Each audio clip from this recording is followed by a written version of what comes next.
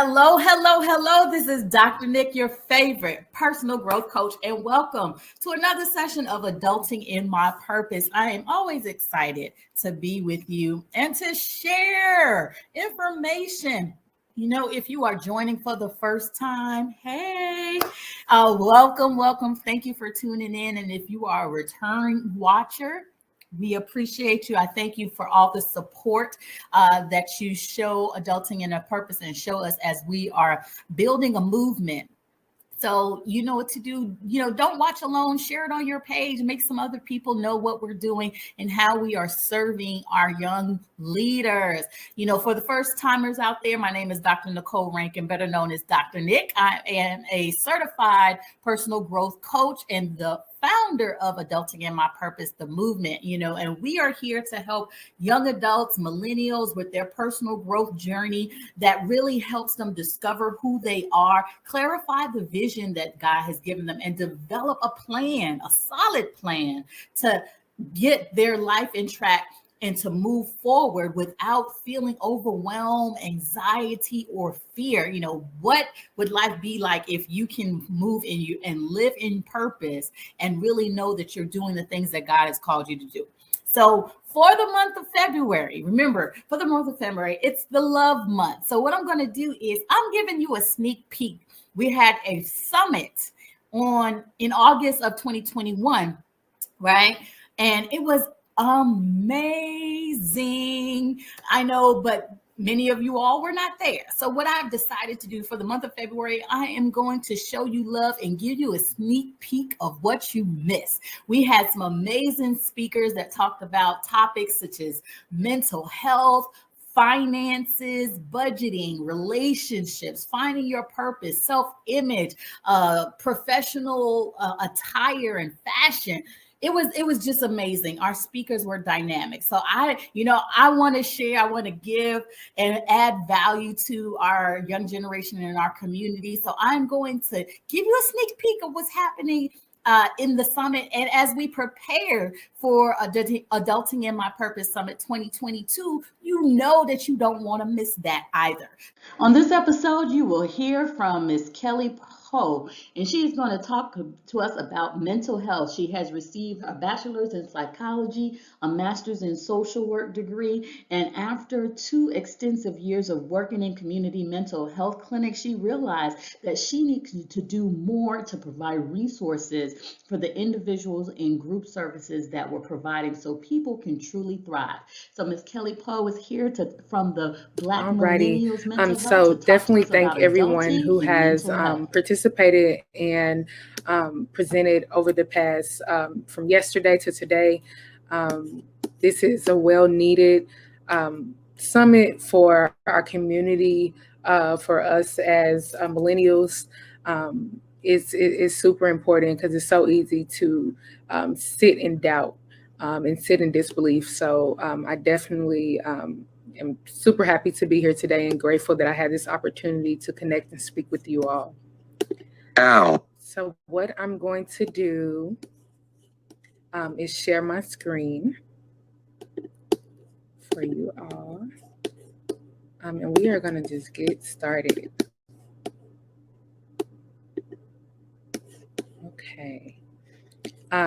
Okay. So today I'll be talking about, of course, mental health and making it a priority in your life, in our communities, and within our families, and normalizing how to walk in your purpose and having the strength to walk in your purpose. And definitely, please forgive me, y'all. I got like notes and stuff for points that I definitely wanted to address today. So the first thing I definitely want to address is believing in yourself. Mike Tyson said that confidence breeds success and success breeds confidence.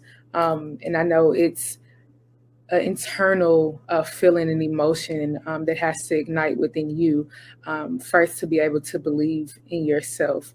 Many of us were raised in environments where it was easy to doubt ourselves, whether it been from what people have said around us or directly to us, that basically devalues our purpose and our passion, our abilities, and our beliefs. So what we want to do is definitely not place all of our eggs in one basket, as people will say, um, in different people's beliefs and things about us. I do think that constructive criticism can be very helpful um, in different realms, but wanting to just believe everything that everyone says about you can affect your mental health, whether it's positive or negative. And what we want to do is make sure that we're placing more belief within ourselves than anyone else. So, everyone wants to be accepted. Everyone wants to feel like they have a place where they belong. But in reality, there's, over a billion people in the world, and everyone doesn't have that safe space. Everyone didn't grow up with a safe space to, be able to think, to provide solitude. So for many of us, we're having to create that space now in our lives for ourselves, with our families, and social environments. And I believe that everybody, no matter who you are, no matter what your occupation is, you deserve a place of a solitude and confinement. You deserve a place to have a listening ear.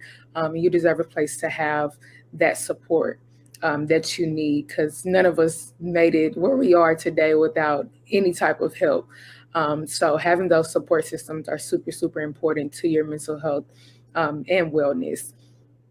I think it's important not to feed into thoughts who diminish who you are and the things that you believe in, whether you can see them or whether you can't.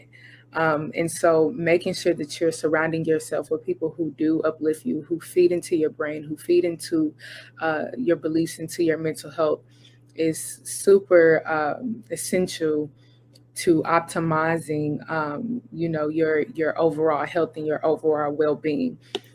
I think it's easy to focus on the things that tear us down, the losses that we have experienced, whether it be past trauma, whether it be current in your life right now. You're in an environment where people just kind of don't, they doubt your abilities, and it sometimes it can get easy to feed into it.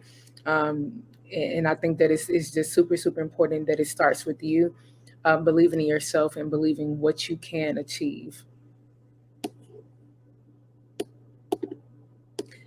So, changing your perspective. This is something that is not exceptionally easy at times, especially if you've been in a place where, your thoughts, your abilities continuously are tore down. Um, just for example, you're going for a job, you're going for a higher paid position, and you have people around you that are still doubting you. Even the stigma against mental illness, that you have to be crazy in order to talk to someone outside your home, outside your religious beliefs, outside your social group, is not accepted. So I challenge you to challenge that belief, and destigmatize that theory and that notion that you have to. There's something has to be wrong in order for you to want to reach out and seek help. Um, I believe you can be raised in the most well-rounded house, well-rounded neighborhood, and life is still going to happen. And sometimes it comes without a warning, and learning how to cope and adjust to those changes. And of course, society always has an I guess a unreaching expectation of our being and of our achievements at times. For example, when you're 30, you should be married, you should be in shape, you should have kids, all of these things. You should be at a certain place, owning a property, investing in those types of things, whether they come from society, whether they come from your family, whether they come from your group of friends. And sometimes that's just unrealistic.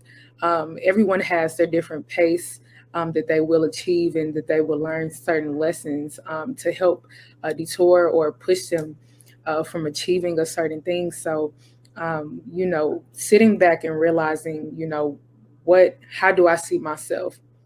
How does this affect my mental health? How does, if you're suffering from a mental illness like depression, how is this affecting my environment around me? And what can I do to tap into it to make sure that you're moving the best way for yourself? And understanding that you won't win every battle, you won't, achieve every goal that you set. Understanding that life happens, and those feelings, when life happens, we will have feelings about that, and not trying to avoid those feelings, not trying to just disregard them, but allowing yourself to feel it. That's one of the first steps to changing your perspective about how things are around you. Also, when you don't achieve every goal that you set, kind of looking at what you can take from that lesson, because it's not all bad. You may not have gotten that internship. Maybe you didn't have children at the age that you wanted to have children. Different goals that we set in our lives, and realizing the expectations that we set for ourselves too, that sometimes are unrealistic, and that's okay. That's okay. You're not always going to, achieve the things that you are going for, but being able to look at the bigger picture at hand. If you like to serve people, maybe you didn't get a certain achievement or an internship or a job that you wanted to, like working for CPS, for example. You may have felt like that was the best avenue to go down to be able to help people.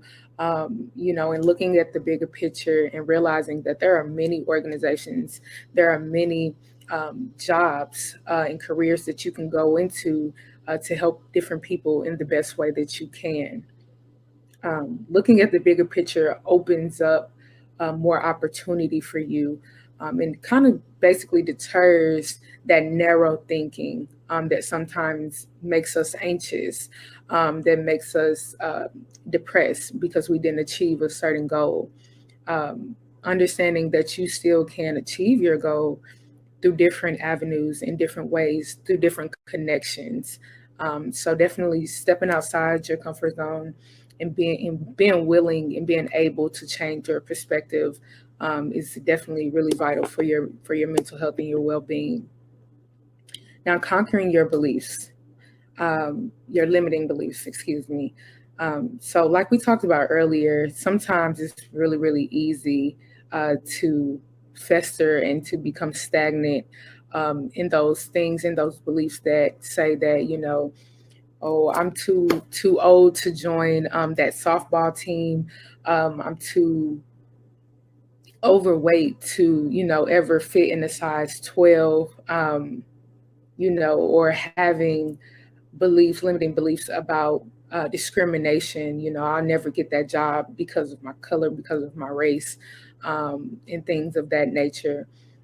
Learning how to conquer those things. So as a mental health professional, for us, that shows up as unconscious beliefs that are used as defense mechanisms to avoid failure, to avoid the feeling of disappointment, which we all experience. These are normal life challenges that we all will experience at some point.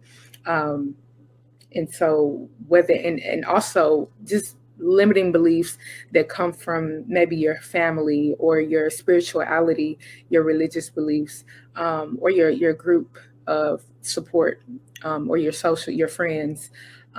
You'll never achieve that. Maybe you want to open up a line of laundromats, and you have people in your ear, or just yourself having these limited thoughts and belief about yourself. I never be able to, have laundromats all over the world. I'll never be able to stop being depressed. I'll never be able to do this and that. Those things definitely fester within ourselves, and start shortening that window of possibility. And so that's what conquering your limited beliefs may show up and look like for you. And that, of course, they're going to look different for everybody. Um, but what we want to do is isolate that limited belief that you may have for yourself, that you have been told over time, and just realize that, recognize that it's just that. It's a belief that's not real, it's not reality, it's not manifested. And understanding, what you see in front of you, what's real and what's not. So after recognizing and isolating that limited belief, what we're going to do is going to challenge that belief. Where's the proof? Where's the proof that, I can achieve this goal? Where's the proof that maybe since I didn't start my family at the age or the time or with the person that I wanted to start my family with, where's the belief that this still can be achieved? Even if you can't, say, for instance, you can't have kids, you have some things going on, where's the notion that, adoption is not real? There are things that have been proven when you change your mindset, you change your perspective, that you open up that possibility to achieve your goals. Something that we also want to do is recognize how damaging those limited beliefs can be to our well-being. Definitely can, make you stagnant in that disbelief. It can definitely limit your space and your ability to go for those things, making an effort to change your environment, to change your reality, and change your thought process. Those limiting beliefs can definitely have some consequences on your mental health that can lead to other things like becoming anxious and becoming depressed, or becoming too lenient on others' opinions that are not healthy for you.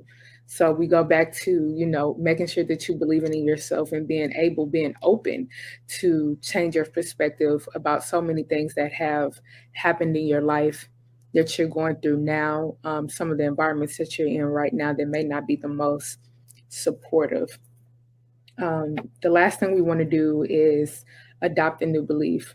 So that's definitely going to look different for everybody. But just for example, I say that I'm just too overweight to ever fit in a size 12. What I'm going to do is challenge that belief and put it into practice, adopt my new belief and put it into practice. So I believe that I can't lose weight, but what if I start walking 15 minutes a day, or at least 3 times a day, making a smart choice, and smart measurable goals that I can achieve? Maybe going to the gym, getting a membership, that's not the best thing for me. Recognizing that, accepting that, and putting into practice something that is realistic for me. So maybe just walking 15 minutes 3 days a week or every day, maybe that's more realistic to me. I can digest that, I can understand that, and putting that into practice and watching your beliefs be diminished and crushed because they're not real. Having that power to make the space to change your belief. Now, don't get me wrong. I know that there are mental illnesses that include like intrusive thoughts, rumination, continuously thinking about the things or the beliefs that are not real, replaying situations that you thought how it may played out. And so that can be very discouraging at times. Now, if you do have that type of mental illness, if you know anyone who's suffering from that type of mental illness, there are tools and just outlets to take care of that and try to treat that. For example, talk therapy, exposure therapy, being exposed to the things that you're fearful of, and also just making that space to be able to want to change and want to accept help. And so I'm here to tell you today that it's not those limiting beliefs, those intrusive thoughts don't have to be permanent. They don't have to control your life and control what you think you can achieve. There is help and there are resources to take care of that. Now, if you are just kind of having them sporadically, and sometimes you have very, very good moments, just like everybody in life is, we're going to have high moments, low moments. But if those low moments are just overwhelming and over managing in your life, I definitely encourage you to reach out to receive some treatment, to receive help. It starts somewhere. And making that change in your life there will have a lot of benefits and be inclusive and producive to your development.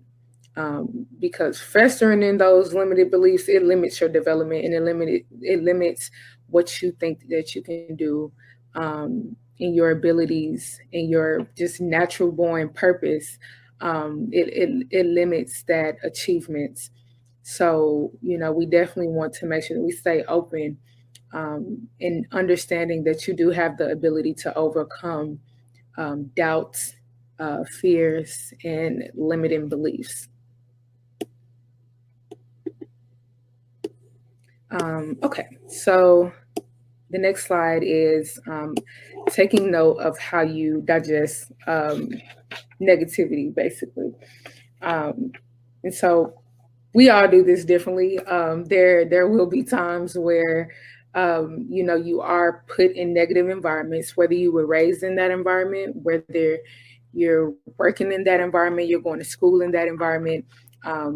Some people don't like constructive feedback, and may see it in a negative way. But my concern is, how are you taking that in, and how is that looking for you? I know sometimes we have situations where maybe we're given bad news, we're not just favoring what we're being told, and some people get very anxious. Maybe you feel a knot in your stomach, or once you're receiving that news, your head is banging. You're experiencing so many different symptoms, whether it be internally, or just physically in general. So some tips to definitely look at, and I definitely want you guys to just learn how to be aware of how your body is reacting when you are receiving negative news, and how you are digesting that. Are you letting it fester in your mind? Are you ruminating on that negative news? Are you taking the action towards the negative news? Are you retaliating? Learning how you adjust and digest that negativity around you is super, super important. So you can at least start somewhere. You have a baseline in understanding how your body reacts to those things. So pausing and understanding that I have a fault in my thinking, and I digress. Another way to receive negative news as well is yourself. What you're telling yourself. How are you using a negative talk to yourself instead of positive talk? I will never be able to do that. I'll never be able to achieve that goal that I set. Feeding yourself just negativity, and like I said too, sometimes this is a mental illness, and there is treatment, to better help and give you coping skills, and find out where that negative thinking is coming from. So there are tools to help you, just conquer your thoughts and conquer, those limiting beliefs if you feel like you can't do it yourself. And sometimes that's okay. Sometimes we just need to hear a different perspective and, be exposed to how someone else, excuse me, how someone else thinks about it, and why we're thinking about, failure or negative news in a certain way. So recognize the fault in those types of thinking, in that type of thinking, and understand that it's not permanent, and you do have the ability to change how you're taking that negative energy in. Again, changing your perspective. Paying attention to, like I said, how your body reacts to it.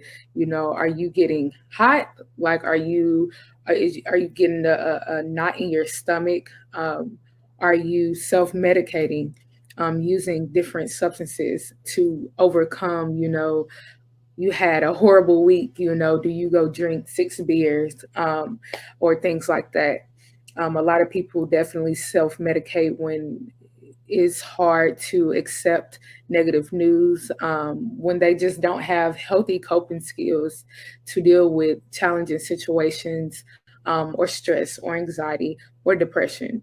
And that's definitely been proven, that a lot of people do self-medicate, but we want to make sure we're allowing time and space, to really recognize what our body is doing, how our emotions are changing, how do we react? Do we isolate? Do we go in, to ourselves when we're thinking about, when we're having these negative thoughts, or when we're receiving these negative thoughts, or do we go out and we try to be combative, with that person, being aggressive, um, or being aggressive with ourselves, putting ourselves down at times, which, I know maybe a lot of us have experienced that time, doubting ourselves and just kind of being harder on ourselves than other people are, on us. So, and it's really easy to do that at times. Um, what we want to do is definitely separate that thought, from who you really are, from what you can really do, from your real abilities. Maybe you have overcome something before, recognizing that you have the ability to overcome it, recognizing the ability that you can change your behavior, you can change your perspective and how you see things. Just recognizing your accomplishments for where they are and what they have been to you. Okay. Practice self love and self care. So, of course, this too can look different for, a lot of people, because we take care of ourselves in different ways, in different environments, and in different chapters of our lives, depending on where we're going through and what we're experiencing. Statistics show that people who love themselves and practice that love, are less likely to experience anxiety, depression, and reduce stress. So, I'll stop right here and just say, I know that sometimes we're not nurtured and grown in environments that, present the most self love, making it a priority to love yourself and actually show yourself that you love yourself. Some of us have definitely been in environments and grown up where, it's always be the strong woman, be the strong man. And I tell people all the time, we know we can be strong. We've been strong for a long time now. But can we be vulnerable? Can we heal? Can we show ourselves that love and and importance that you deserve? And so I think that it's super, super important to create those avenues for yourself, to show yourself love and to show yourself appreciation. It's so easy to keep going on to the next step, without celebrating what you have done now and your worth and your purpose. So making a way to, practice that self-love and self-care, um, for yourself. I want to ask you all how, and I'm just going to go back into the chat really fast, and ask you guys, how do you practice self-love?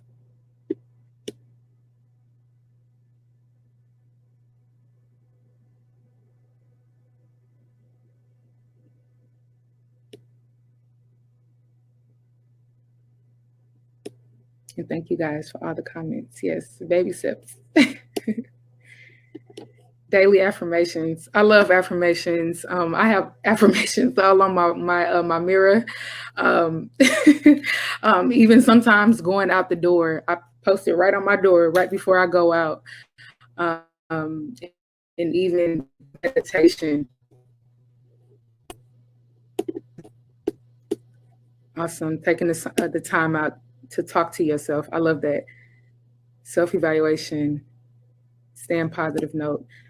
I heard that. Yes, having time for yourself, making time for yourself. And sometimes that's something you actually have to take from people. Because sometimes, you will be so on the go, wanting to be social, on the move, that sometimes people will take up all your time. And so sometimes you have to be a little bit aggressive and assertive when you're taking your time for yourself. Because every time people just won't give it to you.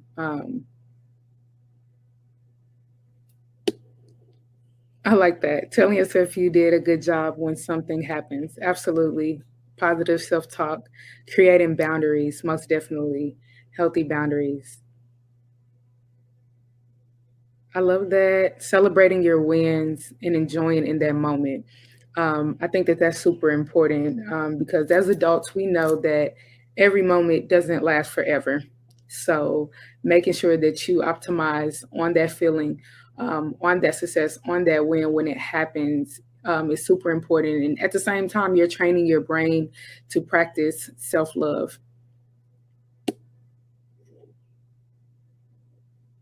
I like it. Time does get away. So definitely making time out for your self love, for your self care, is important as adults. We have, families, we have work, we have different things that we're involved in. And so, really making that time out for yourself to practice that self love and self care is super important. Thank y'all for sharing. I am going to share my screen again.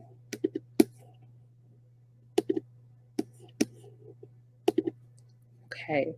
And someone just mentioned this in the chat about creating healthy boundaries, healthy routines. So I know we all have, been involved in the world of social media, and it has its pros and its cons of course, um, but creating healthy routines for yourself along the time of your day to day life can be very very beneficial for your mental health. So things won't become overwhelming and seem like everything is just moving all at once. Now, I can definitely attest to that. Sometimes when I am dealing with work, I'm dealing with family, managing my organization. The days can kind of seem like sometimes they just are moving into one, and I'm like, what day is it? And so at that time, when I'm saying things like that out loud, I hear myself, so I make sure that I pause, I halt, and I sit down and take some time for myself because if things are moving super, super fast and everything is just, meshing into one, I know that that's something that, it's not supposed to be normal. And so I make sure that I create that time for myself to plan, to relax, and to practice that self care that we talked about. Um, and so recently, we saw that a lot of athletes that were participating in the Olympics took a stand for their own mental health, um, like Simone Biles and Naomi. And, they received good feedback and negative feedback and all other feedback that came along with that. But one thing that I do love is that they were unapologetic about taking time for themselves and for their mental health, whether it had been, the pressure of, participating in the actual Olympics, or whether it was, things that were going on outside of their professions, whether it been past trauma, things that happened to them, that they weren't not ready to, just sweep under the rug like it didn't happen. So I think that's definitely one of the priorities when it comes to creating healthy routines. Understanding that everybody is not going to understand when you want to take time for yourself and your mental health, um, but you becoming unapologetic about taking that time for yourself. If you don't take it for yourself, a lot of people are not going to give it to you. And so I think that that's super important. And I was really, really just in awe to see so many athletes take that time for themselves because maybe 10 years ago that it just wasn't acceptable, to step out and to step away from an achievement that you were expected to do. And so I'm was definitely in support of them taking time out for their mental health and healing and doing what they needed to do for themselves.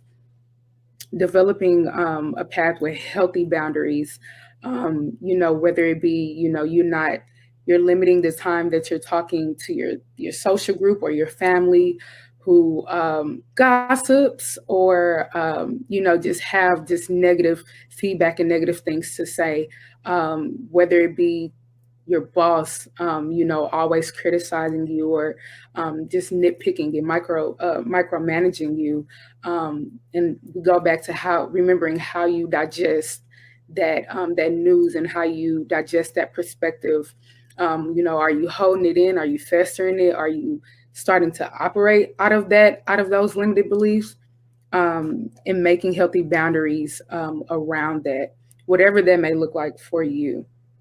Now, a lot of people, when we say boundaries, a lot of people think it's like, cut this person off, cut that place off. If that is what will help you in your boundaries, then, definitely pursue that.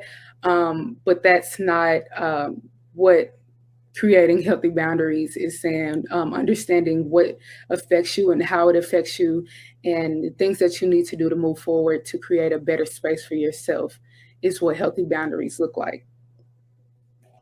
And what that does when you create healthy boundaries is help you sustain your mental wellness, your well-being, your social life, because it all requires a balance. And as we mature and grow up, we kind of start seeing that, we have to work, we have to, we have a family, we have other responsibilities. So creating a balance for your life and for your time, for your mental health, is the goal, is the ultimate goal.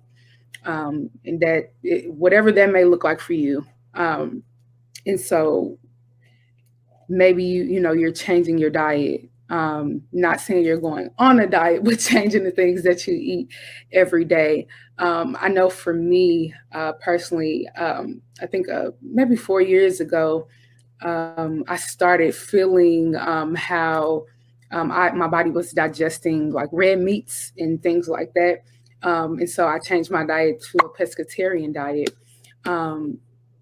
And just to try to see, what type of health benefits that I could benefit from that, and how it would change the way I'm thinking, how it would change my energy that I have on a day-to-day basis. And so I pursued that. I'm a person where if I want to do it, I'm just going to go right in for it. Some people, it takes, like someone said in the group, baby steps. Cutting out the steak first, cutting out then cutting out like turkey, cutting out pork, and then eventually getting into that goal that you want to reach. Also changing your environment.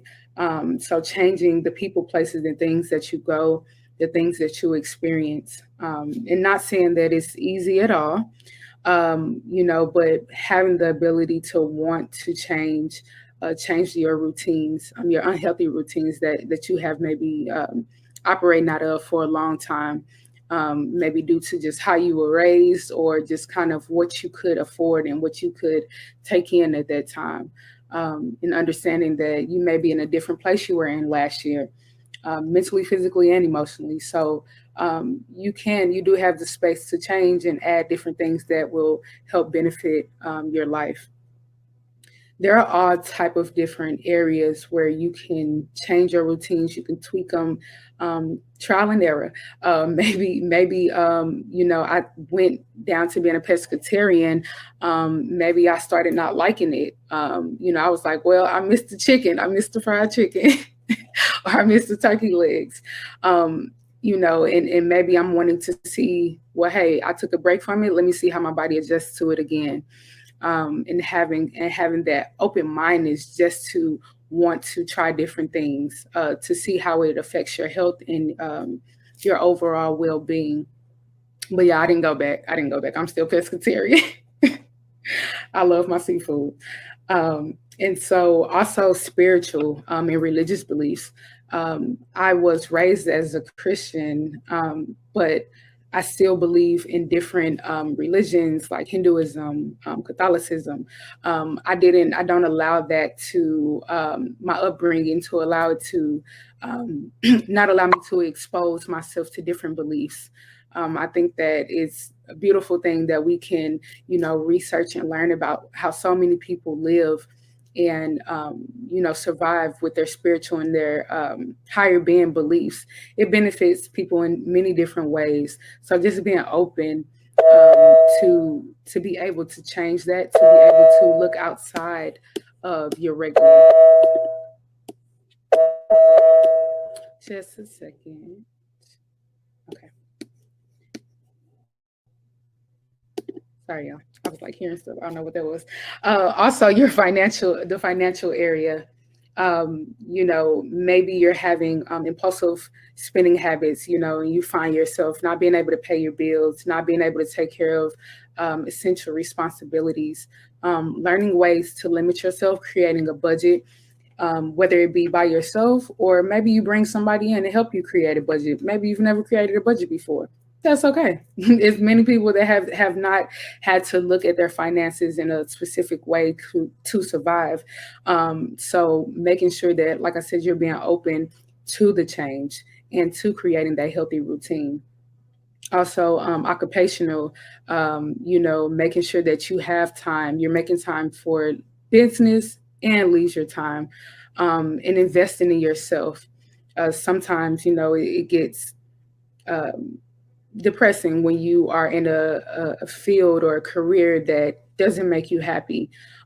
So, giving yourself permission to explore different professions, research different things that you may be into, and taking baby steps to achieve that and to step into that and to walk in your purpose, whether, whatever that feels like to you. And also environmentally, sometimes, you're trying to become involved in the environment a little bit more. And maybe that looks like planting a garden with your family, um, volunteering in a community garden, recycling, just being, like I said, being open to creating these healthy boundaries in a different way that you are used to, is very, very beneficial to your mental health. Feeding your mind. So it's super, super essential to surround yourself with encouraging people, encouraging thoughts, and most importantly, to be able to encourage yourself. So the things that we take in, just like our food, they affect how we feel and they affect how we move. They affect the energy that we have. So that may be our support systems, your family. And a big one for us is social media. Um, Learning how to take breaks is so vital when it comes to social media, because we know that there's fake news out there, real news. Sometimes it's hard to decipher through what's real and what's not. And so we want to just take a step back and realize how those things that we're taking in, by listening or by just visually seeing, how that is affecting our beliefs in ourselves and, our ability to do what we want to do and the goals that we want to achieve. I know for me, like, I love podcasts, and I love educational things. I'm a nerd, so I'm a proud nerd. So I love to read, I love to research, I love to learn. And that may look like listening to podcasts, listening to inspirational speakers, participating in summits, like the Adulting in My Purpose, where you can learn different people different people perspectives and hear, just from so many people that have achieved things that they may have not thought that they could achieve before. So the things that you surround yourself around, the people, the places, is very, very vital to, how you show up in the world and how you feed your mind. I definitely encourage, removing yourself away from people who diminish your value, your goals, and your abilities and your passion. Um, it's not up to them for them to understand what you have been through and why you show up the way that you show up. And being unapologetic about that.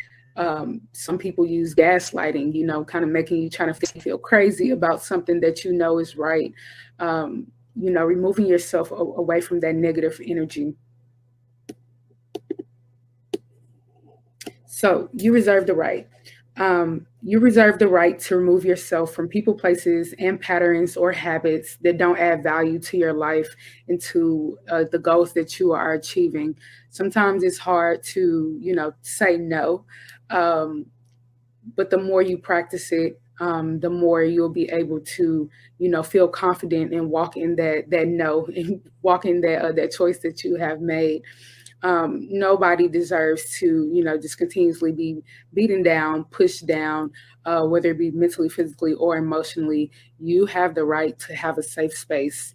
You have the right, excuse me, to reserve, a space where you can, a quiet space where you can have solitude and confinement, and to be able to think, to be able to contemplate on things without so many opinions about how you should move, how you should proceed. And I think, I think Alex said that, taking the time out for yourself, making that time, for yourself to be able to have that safe space. And like I said, some of us didn't grow up with safe spaces. And so it's like, well, what is a safe space? And what does that look like? And, just kind of those types of notions. And your safe space can look like anything that you want it to look like, as long as you can show up and be exactly who you are. As long as you can show up and achieve and work towards the goals that you have believed in, and whether it be something that you wanted to become, something that you want to change, a boundary, or a routine that you want to change, allowing yourself to create that space for yourself, in a safe environment. Wasn't that amazing? I told you we had some dynamic speakers at the summit, and in 2022, it's not going to be no different. We're going to have an amazing time. So you want to be in the building, the virtual building, of course, but understand that Adulting in My Purpose is a movement to help young learners really discover who they are, clarify their vision, and develop a solid plan for their next steps. So next week, I'll come in and I'll give you another sneak peek of another amazing speaker that we had at the summit. So until then, you know what to do. You be safe and be blessed, and we'll see you next week. Bye-bye.